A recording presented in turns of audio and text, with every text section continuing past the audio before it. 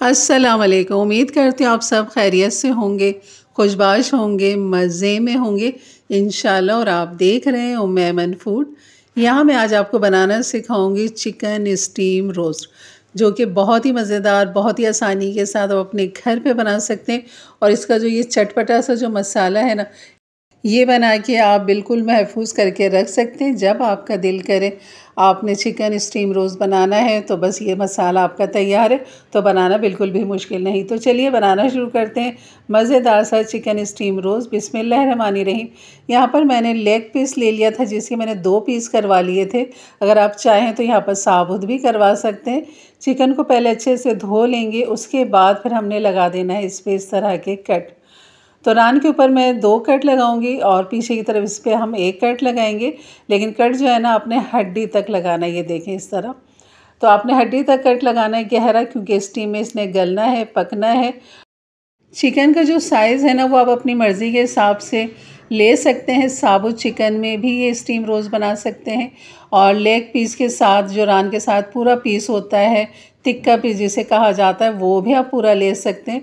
और छोटे पीस में भी आप बना सकते हैं। तो यहाँ पर मैंने इन सब पे कट लगा दिया है। अब डालेंगे इसे हम एक बॉल के अंदर, और इसमें हम डाल देंगे पानी इतना कि ये खूब अच्छा सा डिप हो जाए। और इसके बाद फिर हम यहाँ डाल देंगे सिरका।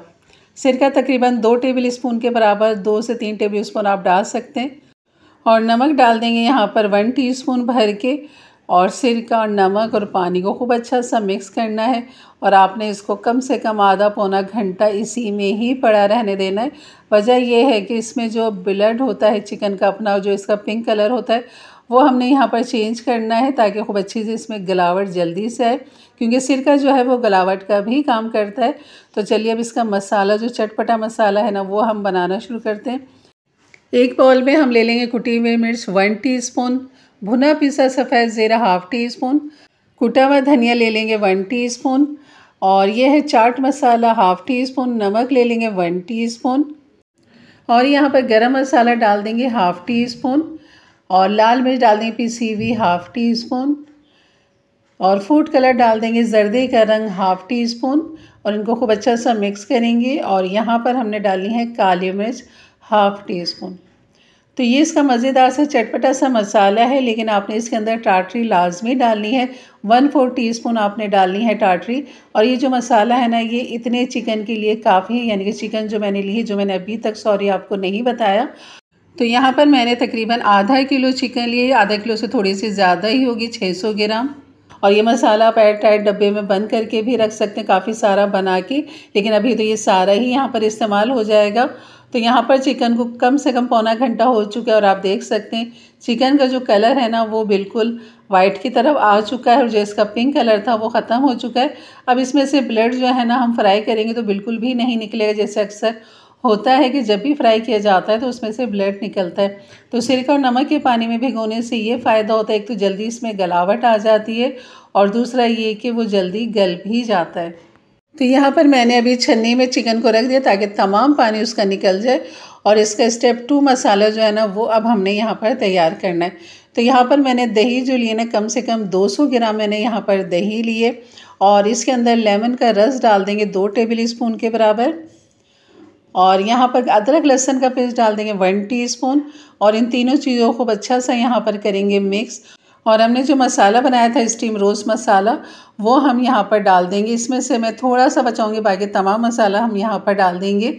बाकी बचा हुआ मसाला जो है ना वो हम बाद में इस्तेमाल करेंगे। तो अभी यहाँ पर मैंने डाल दिया है, और यहाँ पर इसको खूब अच्छा सा मिक्स करेंगे। लेकिन कलर थोड़ा सा मुझे कम लग रहा है, तो यहाँ पर मैं फूड कलर का मज़ीद थोड़ा सा इस्तेमाल करूँगी। और यहाँ पर डालने के बाद खूब अच्छा सा इसे मिक्स करें, और देख सकते हैं बेहतरीन बिल्कुल कलर आ चुका है। लेकिन हमारा भी एक मसाला बाकी था, जो हमने ड्राई मसाले जमा किए थे ना, वहाँ पर आपने ये काला नमक डालना है 1/4 टीस्पून, जो मैंने यहाँ पर दही के साथ डाल दिया। इसे मिक्स करते हैं। ये मसाला हमारा तैयार है। चिकन का पानी निकल चुका है खूब अच्छे से। तो अब आपने गरम ऑयल के अंदर इनको डीप फ्राई कर लें, या फिर आप इन्हें शैलो फ्राई भी कर सकते हैं। बस हमने इसको पूरा गलाना नहीं है, यहाँ पर सिर्फ इसके ऊपर जो कलर है ना वो हमें चाहिए। जैसे कि आपको लाइट सा गोल्डन कलर नज़र आ रहा है ना फ्राई हुआ हुआ, ये हमें चाहिए। तो आपने पलटते हुए इसको ऊपर नीचे करते हुए आपने इस तरह इसको खूब अच्छा सा कलर दे देना है और मीडियम हाई हीट पर आपने पकाना है, बिल्कुल भी हल्की आंच पे आपने नहीं पकाना, वरना चिकन जो है वो अपना पानी छोड़ देगी और ऑयल जो है ना वो आपका बिल्कुल ख़राब सा हो जाएगा और चिकन में वो चीज़ भी नहीं आएगी। तो इसलिए आपने मीडियम हाई हीट पे आपने इसको फ्राई करना है। जब चिकन में देखें इस तरह का कलर आ जाए, ऊपर से गोल्डन क्रिस्पी हो जाए और आप देख सकते हैं ब्लड कहीं से भी नहीं निकल रहा, और चिकन को करें पहले ठंडा, उसके बाद जो हमने इसका बैटर बनाया था मज़ेदार सा, वो अब हम यहाँ पर लगा लेंगे इसके ऊपर और इनको खूब अच्छा सा कोट कर लेंगे यहाँ पर। और जो ये मसाला बच जाए ना, आप एक काम यहाँ पर ये भी कर सकते हैं, बस मैं करते करते रह गई थी तो सोचा क्यों ना ज़बानी ही आपको बता दूँ। जब ये मसाला जो बच जाएगा ना, ये अभी कम से कम इसमें 1 किलो चिकन इतनी क्वांटिटी के अंदर आराम से इसमें जा सकती है। लेकिन आपका मसाला अगर ये बच जाता है तो आपने क्या करना है, आलू लेना है, उनको छीलना है और उनके लंबे स्लाइस कटिंग करके इसके अंदर मसाले के अंदर फोल्ड करके इस चिकन के साथ आपने स्टीम में पका लेना है। तो चिकन के साथ साथ स्टीम आलू भी आपके तैयार हो जाएंगे जो इसके साथ बहुत ही लाजवाब रखेंगे। तो चलिए बस अब इसकी तैयारी करते हैं स्टीम की। यहाँ पर मैंने एक कढ़ाई ले ली, थोड़ी सी गहराई वाला आपने बर्तन लेना, देगची लेने, और इसमें थोड़ा सा पानी डालें। फिर स्टीमर इस तरह का कोई आपके पास हो या स्टैंड, कोई भी स्टैंड हो वो आप ले सकते हैं, लेकिन उसमें सुराख होना ज़रूरी है। और इसमें इतना पानी डालें कि इस स्टैंड से 2 इंच पानी नीचे की तरफ रहे। यहाँ पर मैं बटर पेपर रख दूँगी, और बटर पेपर इसलिए रखेंगे ताकि चिकन का जो मसाला है ना वो नीचे पानी की तरफ ना जाए। लेकिन आपने बटर पेपर रखने के बाद इसमें जो सुराख है ना, 3-4 जगहों पे आपने सुराख कर देना है, ताकि इसका जो थोड़ा बहुत पानी होगा ना स्टीम का वो निकलता रहेगा और चिकन को टच नहीं करेगा। और यहाँ पर जो मसाला हमने बचाया था ना वो आपने यहाँ पर छिड़क देना है, जो इसकी खूबसूरती जायका फ्लेवर में मज़ीद इजाफा कर देगी। तो आपने लाजमी डालना है, जो मसाला बचा था मैंने वो तमाम मसाला यहाँ पर डाल दिया है और इसको इसी तरह बटर पेपर के साथ आपने इसको कवर कर देना है इस तरह। और एयर टाइट जो ढक्कन होगा ना वो आपने इस्तेमाल करने की स्टीम बाहर ना निकले। लेकिन मुझे थोड़ा सा लग रहा था कि क्योंकि बटर पेपर कहीं कहीं जगह से खुल रहा है और स्टीम जो है ना वो इसके अंदर जा सकती है, यानी कि स्टीम का जो पानी है वो अंदर जा सकता है। तो मैंने फिर दोबारा से कुछ देर के बाद ढक्कन हटाया और इसके ऊपर बटर पेपर जो था ना मज़ीद इसके ऊपर डाला। आप देख सकते हैं काफ़ी अच्छी स्टीम बन चुकी थी, लेकिन फिर भी मुझे थोड़ा सा डर लग रहा था कहीं ऐसा ना हो कि पानी जाने की वजह से मसाला चिकन से अलग हो जाए।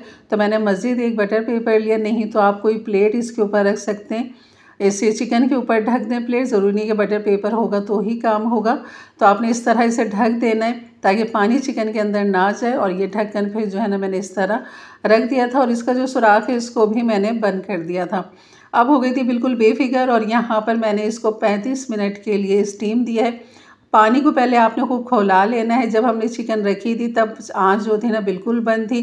जब ये सारे काम हो गए तब हमने आज इसकी ऑन की, तेज़ आंच करी थी और जिससे इसमें बॉयल आया, फिर उसको हमने दम पे लगा दिया था 35 मिनट के लिए।